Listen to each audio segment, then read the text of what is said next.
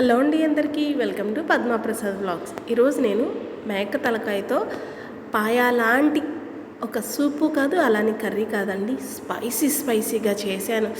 ఆహా, అసలే ఈ వాతావరణం సడన్గా మారిందేమో, సూపర్గా ఉందండి, ఘాటుగా. దీని కాంబినేషన్ నేను పూరీ చేశాను. క్విక్గా కర్రీ ఎలా చేసుకోవాలో చూసేద్దామా. కుక్కర్లో ఒక 100 గ్రాముల పైన ఆయిల్ వేసుకొని 5 యాలకులు, 1 ఇంచు దాల్చిన చెక్క, 8 నుండి 10 దాకా లవంగి మొగ్గలు, ఒక బిర్యానీ ఆకు, అవి కాస్త వేగాక 2 రెబ్బల కరివేపాకు కూడా కాస్త వేగాక సన్నగా తరిగిన 3 పెద్ద సైజు ఉల్లిపాయలు తీసుకున్నానండి.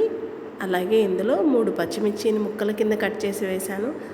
వీటన్నిటిని ఆయిల్లో 5 నిమిషాల పైన వేయించుకుందాం. ఎలా అంటే ఉల్లిపాయలు చక్కగా వేగి రంగు మారేదాకా. ఇది గుర్తుపెట్టుకోండి. ఇప్పుడు వచ్చే పచ్చిమిర్చి చాలా ఘాటు ఉన్నాయి సమా, చూసి వాడండి. నేను రీసెంట్గా ఒక పచ్చడి చేశానండి.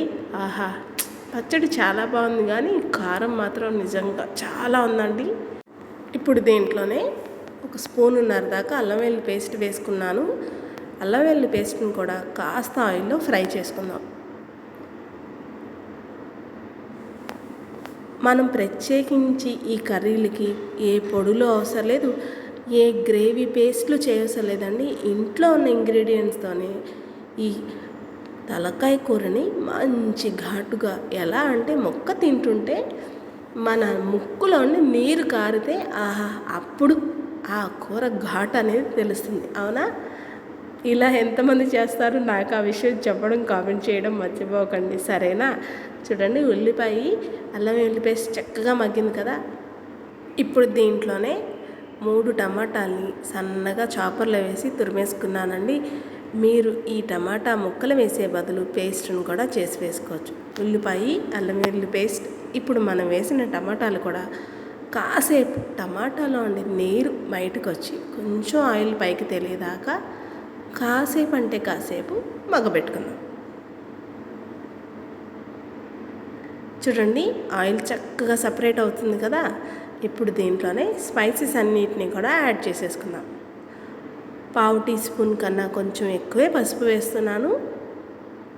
ఇప్పుడు దీంట్లోనే రుచికి సరిపడా రాళ్ళుప్పు వేస్తున్నాను. మీ ఘాటుకు తగ్గట్టు ఘాటును వేసుకోండి. నేను దీంట్లో పచ్చిమిర్చి వేశాను కాబట్టి కారాన్ని చూసి వేసుకుంటున్నాను.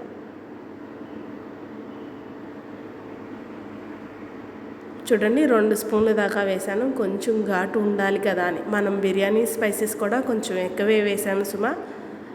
ఘాటును బట్టి చూసి అడ్జస్ట్ చేసుకోండి. ఉప్పు కారం ఎక్కువైతే తీయడం చాలా కష్టం అండి. తీసేస్తాం కానీ కష్టం.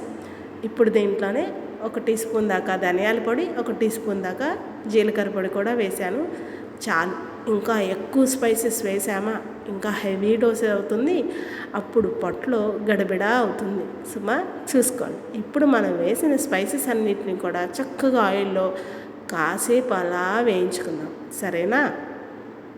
చూడండి, మొత్తాన్ని కలిపేసుకుంటున్నాం కదా. ఇప్పుడు కలిపిన దాన్ని కాసేపు అంటే కాసేపు మళ్ళీ మగ్గనిద్దాం. చూడండి, ఆయిల్ చక్కగా సపరేట్ అవుతుందా.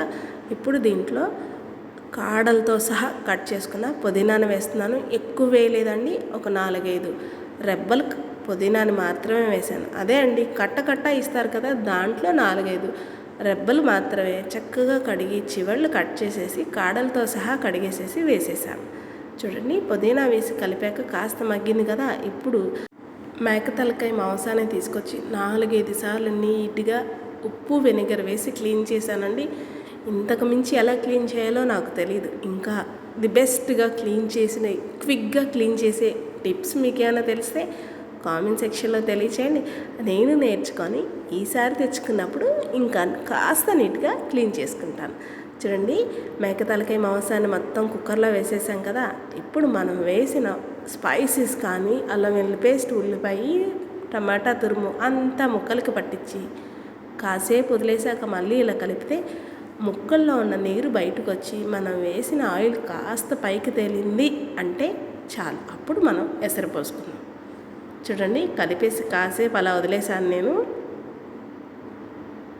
ఇప్పుడు దీంట్లోనే 1/2 లీటర్ పైనే నీళ్ళు పోస్తున్నానండి. పాయా సూప్ లాగా ఉంటే బాగుంటుంది అన్నాను కదా, అందుకనే ఇలా చేస్తున్నాను.